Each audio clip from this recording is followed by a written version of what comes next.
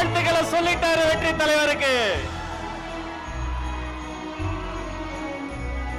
Christmas தாத்தா வரும்போது சும்மா வருவாரா?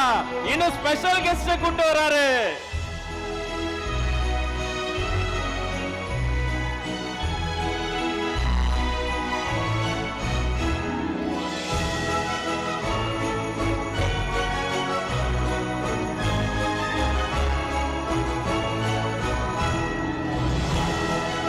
ஆசைகள் நிறைவேற போகுது, நம்ம கனவுகள் பலிக்க போகுது. நீங்க ஆசைப்பட்டதெல்லாம் வாங்கி தர போறாரு.